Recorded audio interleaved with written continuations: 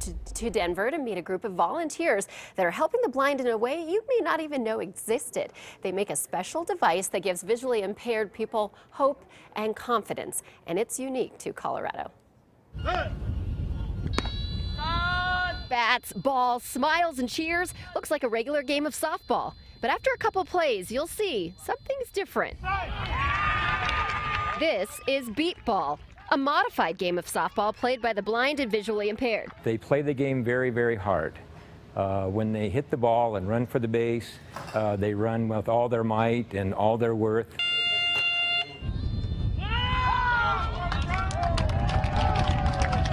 The rules are a bit different, and the game is played with buzzing bases and beeping balls. The beep balls are only made in one place, right here in Denver. They're made by a volunteer charity group called the CenturyLink Pioneers. Most volunteers are retirees from the telephone companies.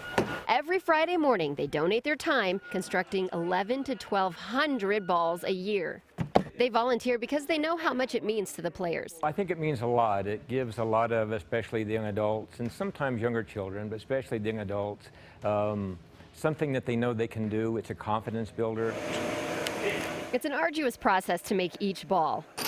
First, the softball is cored out. These are the parts that go into it. We start with an electronic circuit board that we have made locally, and we put in a speaker. These speakers came from old pay stations that were disconnected when cell phones became popular and pay stations didn't. We have about 200,000 of them in big buckets in our back room.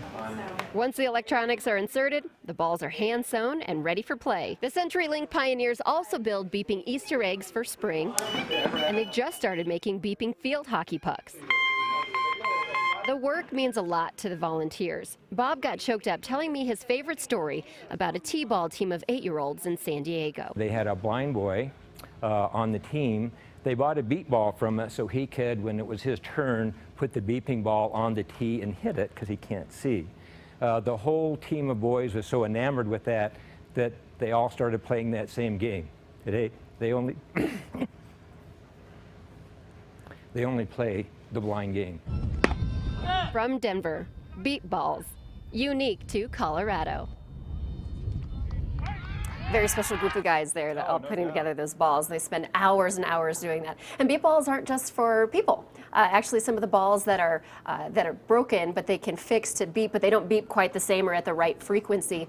They actually give those to blind dogs, blind pets. Nice. So they play with them. And there's a lengthy waiting list for those as well. I had a chance to play beep ball myself, Did blindfolded you? a few years ago, and it's like, I think anytime you take someone who's sighted and ask them to work through anything blindfolded, it's scary.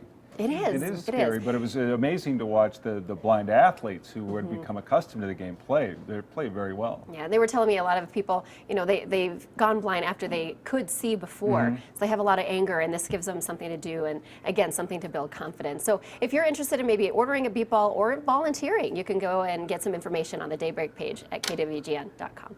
All right, thank you, Thanks, Vicki. Great story. All right, we've seen a lot of bears here in Colorado lately.